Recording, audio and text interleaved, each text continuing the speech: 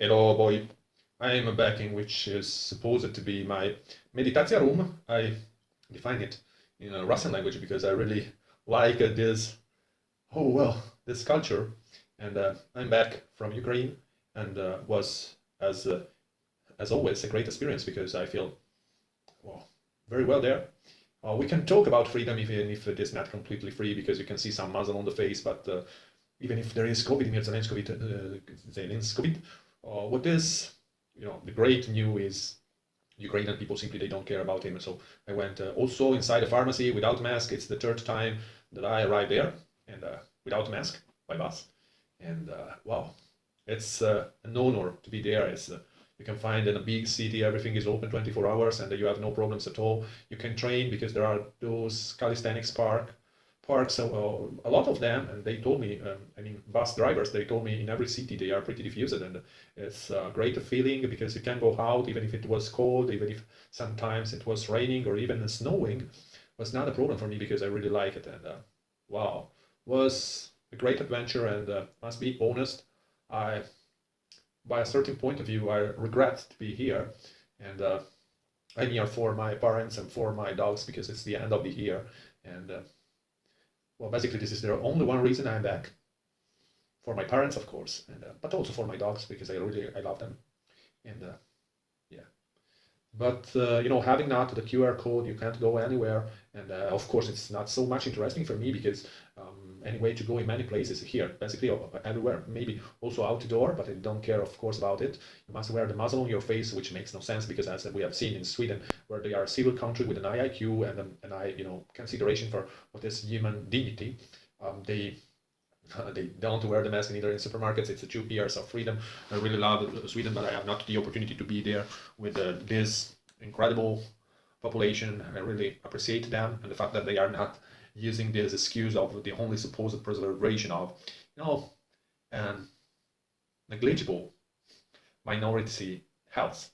And so this is the point because they don't use this grotesque protest to impose absurd rules which are an insult to the dignity of a normal human being with this big misfortune to have an Italian passport, even if, as I repeat every time, all my blood is from the old Austrian-Hungarian Empire, but I have seen that also in Austria they are not in a great condition. In Hungary it's a bit better because Orban, is a bit better off other politicians. And well, I was in Hungary the last time before they put again Orban did it, the compulsory muzzle on the facing door. And I was there to buy in the market before crossing the border to Ukraine. And in Ukraine there is a mask, but the owner does not comply with the dictatorship, and so you go almost everywhere, we can say, without the fucking muzzle on the face. I really appreciate Ukrainian people for this reason. And well, the point is avoiding to comply, because I will never comply. We must stay strong, and I think for many persons, not only for believers, it's pretty important what we can see about those videos released by Archbishop Vigano. So maybe somebody is discovering again the faith thanks to Archbishop Vigano, because all the persons with a good IQ, they are able to understand that, of course, there is no proportion at all, and to me it looks evident that there is no connection, no relation between what is the danger, what is the potential damage, and what are those crimes against humanity committed by those governments. And of course, they will never poison my body.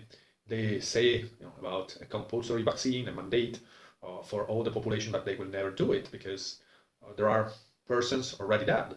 So it is not admissible. I think if there is something concerning spiritual words, it's also possible. Those are criminals. All of them, they must pay. I think it is not admissible. I don't think a society, a community, feeling that it's normal to induce to the suicide with a lethal injection an 18 years old girl for the only supposed preservation of people over 80. I think this community does not deserve to they does not deserve to go home to exist. Basically, this is the point. And so As everybody knows, I'm not so proud to have this passport.